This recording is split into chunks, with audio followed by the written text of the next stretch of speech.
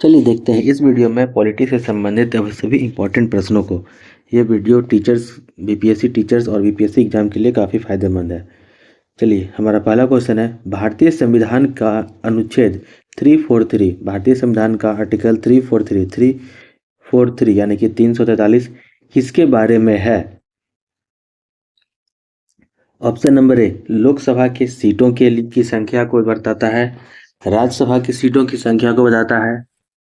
Option number सी, राजभाषा के रूप में हिंदी, राजभाषा के रूप में हिंदी। ऑप्शन नंबर डी, उपयुक्त में से एक से अधिक, या ऑप्शन नंबर ई, इनमें से कोई नहीं। देखिए अगर बात करते हैं संविधान के अनुच्छेद आर्टिकल 343 की, तो ये इसका सही आंसर हो गया ऑप्शन नंबर सी, राजभाषा के रूप में हिंदी को, राजभाषा के रूप में हिंदी को, राजभाषा के रूप में हिंदी को। आर्टिकल 343 में भारत की राजभाषा हिंदी होगी, जिसकी लिपि देवनागरी होगी।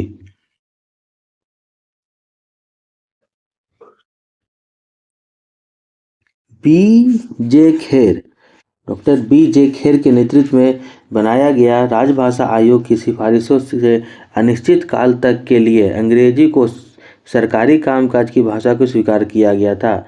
बीजे खेर के लिए अंग्रेजी भाषा को सरकारी भाषा के लिए स्वीकार किया गया था, लेकिन राजभाषा का बात करते हैं तो राजभाषा का रूप हमारा हिंदी होना चाहिए। अब अगर सीटों की संख्या की बात करते हैं तो लोकसभा में सीटों की संख्या या लोकसभा की कुल सीटों की संख्या 550 है, जिसमें से 543 पर एक सिलेक्शन किए जाते हैं। और लोकसभा का वर्णन आर्टिकल 81 में क्या आता है? राज्यसभा का वर्णन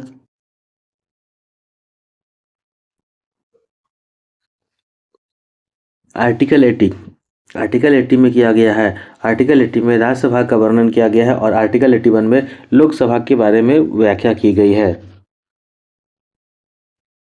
चलिए देखते हैं हमारा अगला प्रश्न।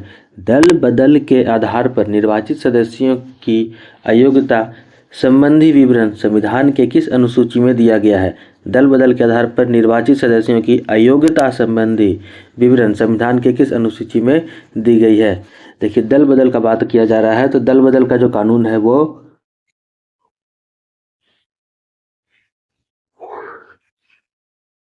आर्टिकल 10 में दिया गया है। दल बदल का कानून जो है वो अनुसूची 10 में दिया गया। अनुसूची 10 में दल बदल से संबंधित कानून को दिया गया है। 52वें संविधान संशोधन, दल बदल में कुछ फेरबदल किए गए थे, इसमें 52वां संविधान संशोधन काफ़ी इंपॉर्टेंट है। 52वें संविधान संशोधन 1985 में राजीव सरकार ने राजनीतिक दल पर अंकुश लगाने का लक्ष्य लिखा था, जिसमें कुछ शर्तों को बदल दिया गया था।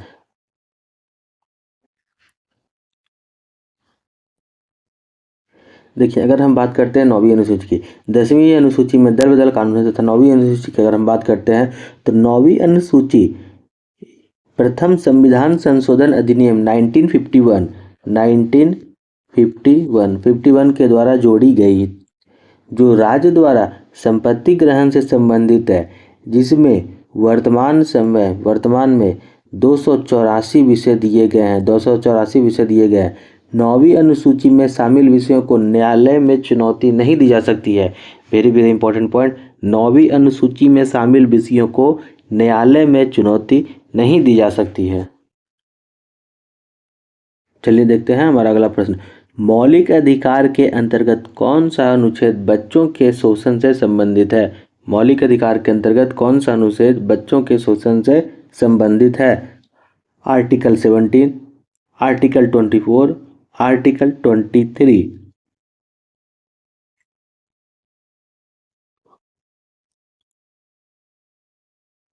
देखिए इसका सही ऑप्शन अगर बात करते हैं तो बच्चों के शोषण से संबंधित आर्टिकल 24 को रखा गया है। आर्टिकल 24 को रखा गया है, जिसमें 14 वर्ष से कम के बच्चों को किसी भी कारखाने में या किसी भी जगह पर उन्हें ज़बरदस्ती काम कराया नहीं जा सकता। ज़बरदस्ती का काम कराना सख्त मना है। आर्टिकल 24 में बाल श्रम कराना बिल्कुल मना है। अगर आर्टिकल 17 की बात करते हैं तो ये अनटचेबिलिटी पर ज़्यादा जोड़ देता है। अनटचेबिलिटी पर ज़्यादा जोड़ देता है।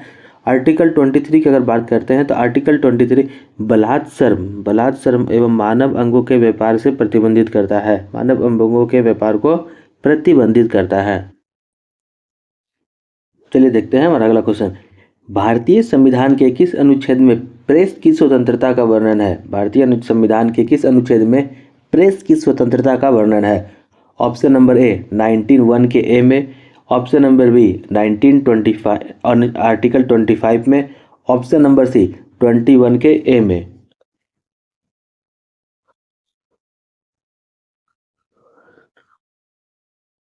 देखिए इसका सही ऑप्शन हो जाएगा हमारा प्रेस की स्वतंत्रता। प्रेस की स्वतंत्रता का वर्णन, प्रेस की स्वतंत्रता का वर्णन आर्टिकल 19 ए, आर्टिकल 19(1) के ए में है। प्रेस की स्वतंत्रता का वर्णन आर्टिकल 19 ए की 1 में है। अगर आर्टिकल 19 की बात करते हैं, आर्टिकल 19 की बात करते हैं तो इससे पहले अच्छी तरह से देख लेते हैं 19 का ए।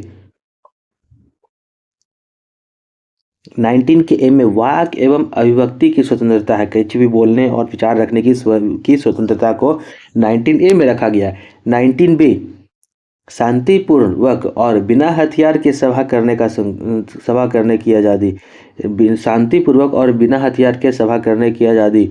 19 सी की बात करते हैं तो 19 सी संघ, संगठन, यूनियन बनाने की स्वतंत्रता। भारत के किसी भी राज्य में संघ या संगठन बनाने की स्वतंत्रता 19 सी में आता है। 19 डी की बात करते हैं तो 19 डी में भारत में स्वतंत्र रूप से आने जाने की स्वतंत्रता। आप भारत देश में कहीं भी एक जगह से दूसरी जगह जा सकते हो। ये हो गया 19 डी, भारत में कहीं भी जाने की स्वतंत्रता। 19 ई की बात करते हैं, 19 ई की तो 19 ई में रहने, घर बनाने या बसने की स्वतंत्रता। भारत के किसी भी क्षेत्र में खुद का घर बनाने या रहने की स्वतंत्रता 19 ई में है। 19 जी की अगर बात करते हैं 19 जी के तो 19 जी में किसी भी प्रकार के व्यापार या पेशा को अपनाया जा सकता है। भारत देश में किसी भी प्रकार के व्यापार या व्यवसाय को, पेशे को अपनाने की स्वतंत्रता 19 के जी में है। 19 का जो एफ है वो उसे हटा दिया गया था क्योंकि इसे संपत्ति के अधिकार में डाला गया था।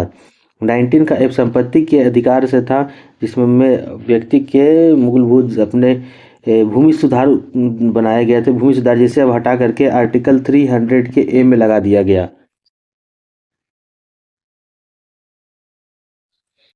चलिए देखते हैं अब हमारा अगला प्रश्न।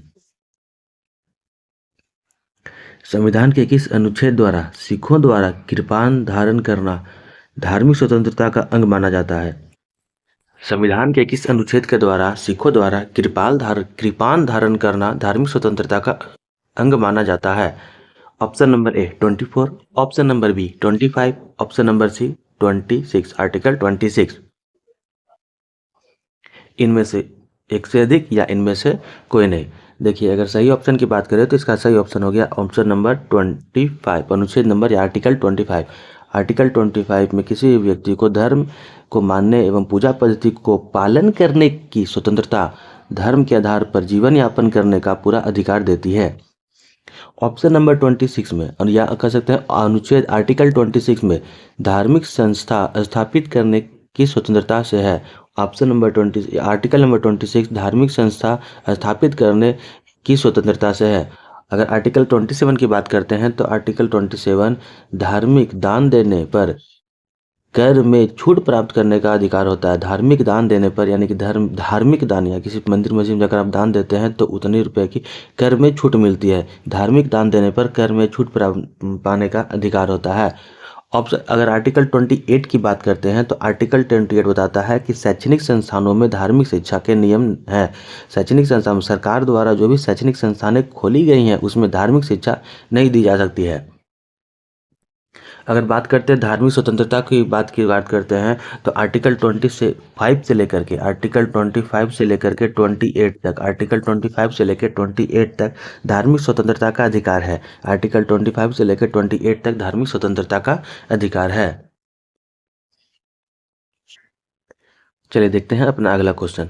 हमारा अगला क्वेश्चन है, भारत के संविधान के अनुसार जो संवैधानिक अधिकार है किंतु मूल अधिकार नहीं है, भारत के संविधान के अनुसार इनमें से कौन सा है जो एक संवैधानिक अधिकार है, मूल अधिकार नहीं है?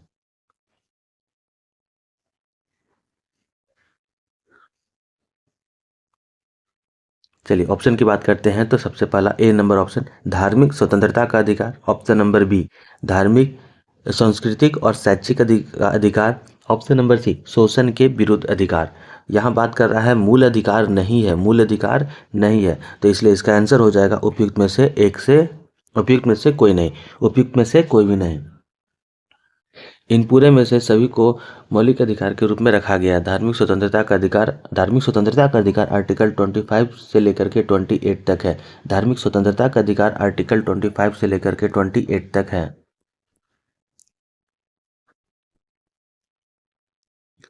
अगर शिक्षा और संस्कृति की बात करते हैं तो शिक्षा और संस्कृति 29 और फिर 29 से 30 शिक्षा और संस्कृति के शैक्षणिक अधिकार। शिक्षा, सांस्कृतिक और शिक्षा का सांस्कृतिक और शैक्षिक अधिकार को हम 29 से 30 के बीच में रखते हैं। शोषण के विरुद्ध का अधिकार हमारे पास 24 से लेकर के 23 और 24 है। 23 एंड 24 है। फिर से ध्यान देते हैं, धार्मिक स्वतंत्रता का अधिकार आर्टिकल 25 से लेकर 28 तक है। सांस्कृतिक और शैक्षिक अधिकार 29 से लेकर 30 तक है। अगर बात करते हैं शोषण के विरुद्ध अधिकार जिसमें आर्टिकल 23 और 24 आता है, जिसमें आर्टिकल 23 में बलात्कार और आर्टिकल 24 में बलात्कार और आर्टिकल 24 में बाल श्रम का प्रावधान दिया गया है। चलिए देखते हैं हम अपना अगला क्वेश्चन। हमारा अगला क्वेश्चन है, निम्न में से किसका संबंध केंद्र राज्य संबंधों से है? निम्न में से किसका संबंध केंद्र और राज्य संबंधों से है? Option number A Paul Appleby report, option number B Rajamannar समिति रिपोर्ट, ऑप्शन नंबर सी करारोपण प्रणाली जांच आयोग रिपोर्ट,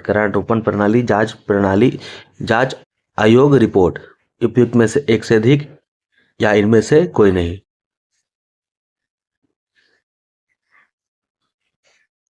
देखिए, अगर सही ऑप्शन की बात करते हैं तो इसका सही ऑप्शन हो जाता है राजमन्नार समिति रिपोर्ट। राजमन्नार समिति रिपोर्ट का संबंध है जो वो सीधे केंद्र राज्य संबंधों से है। 1969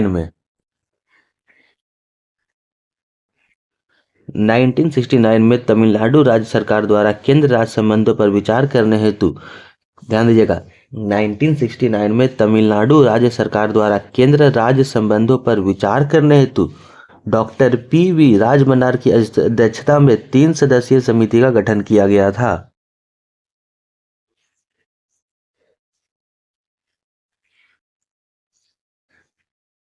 चलिए देखते हैं हमारा अगला प्रश्न। निम्नलिखित में से युग्म सही सुमेलित नहीं है। निम्नलिखित में से कौन सा युग्म है जो सही सुमेलित यानी कि कौन किसके बुक के राइटर है उनका नाम बताना है। Option number A John Ruskin unto the last, ये बिल्कुल सही बात है। John Ruskin unto the last जो पुस्तक है वो जॉन रस्किन के द्वारा लिखी गई है। डेमोक्रेटिक थ्योरी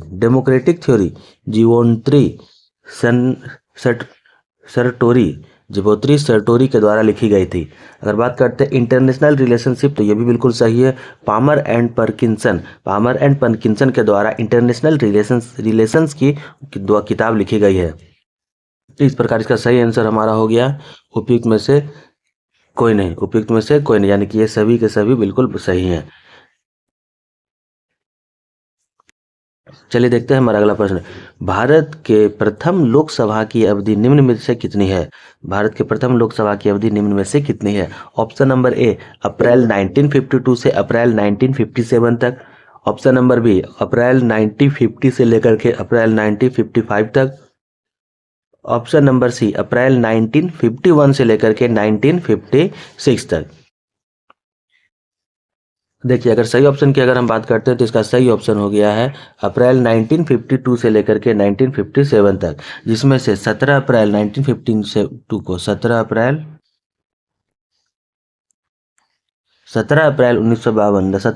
1952 से लेकर के 4 अप्रैल 1952 से लेकर के 4 अप्रैल 1957 तक प्रथम लोकसभा की अवधि रही थी। प्रथम लोकसभा की पहली बैठक 13 मई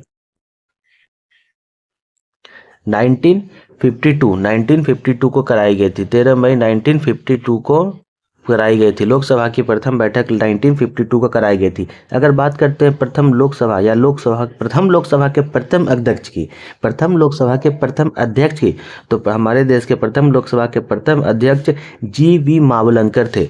जी.वी. मावलंकर थे। वहीं प्रथम लोकसभा के प्रथम उपाध्यक्ष M.A. आयंगर, M.A. आयंगर थे। प्रथम लोकसभा के प्रथम उपाध्यक्ष M.A. आयंगर थे।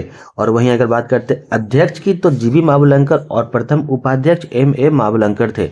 लोकसभा को 1954 में पूर्ण हाउस ऑफ पीपुल के नाम से जाना जाता था। 1954 की बात करते हैं, 1954 में उन्हें लोकसभा को हाउस ऑफ पीपुल के नाम से जाना जाने लगा।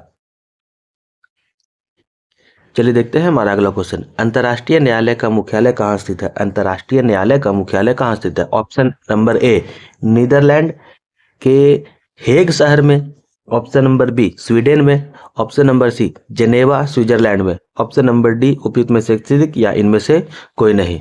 चलिए हम अगर सही ऑप्शन की बात करते हैं तो इसका सही ऑप्शन हो गया अंतर्राष्ट्रीय न्यायालय का मुख्यालय नीदरलैंड के हेग शहर में, नीदरलैंड के हेग शहर में पीस पैलेस इमारत में स्थित है। ध्यान दीजिएगा।